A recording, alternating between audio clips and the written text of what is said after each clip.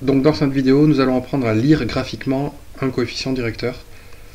Un coefficient directeur, on a une formule, si on l'appelle A, la formule c'est YB moins YA sur XB moins XA, où on possède les coordonnées donc, de deux points A et B quelque part sur la droite. Sauf que là, on ne va pas utiliser cette formule, on va essayer de comprendre graphiquement ce à quoi elle signifie.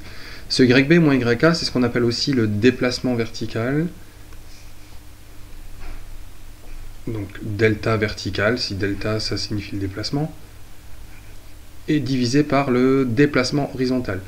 Le delta horizontal, par exemple.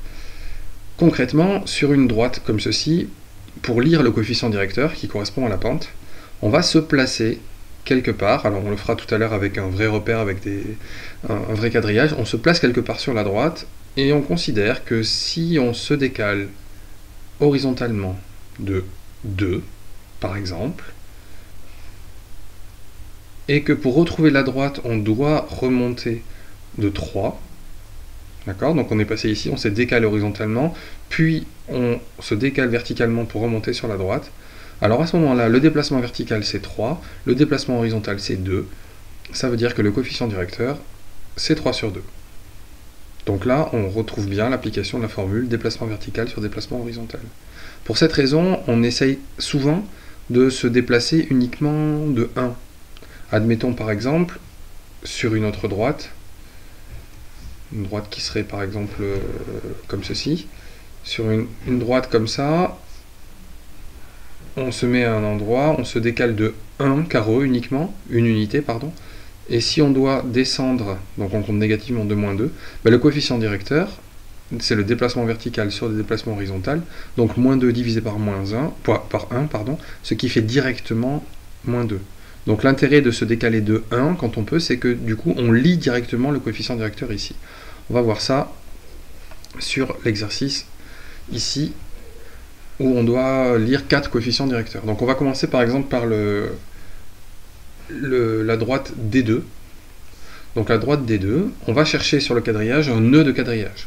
Par exemple ici on en a un, c'est-à-dire que la droite passe par ce nœud de quadrillage. On fait très attention à l'unité c'est 2 carreaux. Donc ici je vais me décaler de 1, je vais essayer de me décaler de 1 et voir si c'est intéressant. En me décalant de 1, je regarde si je peux redescendre sur la droite D2 et retomber sur un nœud de quadrillage. La réponse est oui. Il suffit d'un carreau pour, une unité pour retomber sur D2. Donc on compte moins 1 puisqu'on est vers le bas. Ça veut dire que le coefficient directeur c'est moins 1. Officiellement c'est moins 1 divisé par 1, mais moins 1 divisé par 1 ça fait moins 1, donc on va mettre directement moins 1. Passons maintenant par exemple à D4. D4, si je prends un point qui passe par un nœud de quadrillage, c'est-à-dire ici, j'aurais pu prendre ici par exemple, si je souhaite me décaler de 1, je peux le faire, donc une unité ici. Par contre ici, bon, je monterai de 0,5, pourquoi pas, mais c'est pas un nombre entier, donc c'est pas très joli. On va préférer se décaler de 2. Pourquoi est-ce qu'on préfère ça? Parce que si on se décale de 2, alors, voilà, je vais me décaler de 2, et du coup, lorsque je me suis décalé de 2, pour remonter sur la droite, là c'est possible, il faut se décaler positivement de 1. Donc déplacement vertical 1, déplacement horizontal 2, c'est-à-dire qu'on a une droite D4 qui a un coefficient directeur qui est égal à 1 sur 2. Si on revient sur le premier choix qu'on avait fait, à savoir décaler de 1, on aurait dû monter ici de 0,5 et on aurait retrouvé ce coefficient directeur de 0,5. Mais on a tendance à préférer quand même les coefficients directeurs fractionnaires, c'est-à-dire on essaie de raisonner uniquement en nombre entier, quand c'est possible. Regardons maintenant par exemple la droite D3. Sur la droite D3, je cherche un nœud de quadrillage. Un nœud de quadrillage, mais il n'y en a pas beaucoup, hein. Par exemple ici. Et si je regarde les autres nœuds de quadrillage sur lesquels je peux m'appuyer, il y a lui et lui. Or, ici, si je veux me décaler, je ne vais pas me décaler de 1 demi-carreau, je vais me décaler toujours de 1 carreau, si je peux.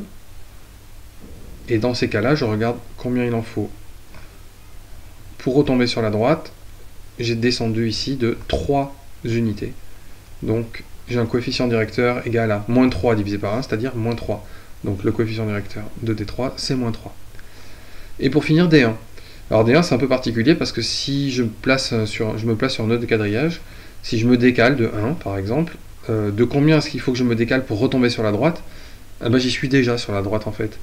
Donc il faudrait que je me redécale de 0. Le coefficient directeur c'est 0, et ça on aurait pu le deviner parce que la droite D1 est horizontale, ça correspond à une fonction constante, et donc son coefficient directeur est égal à 0, tout simplement.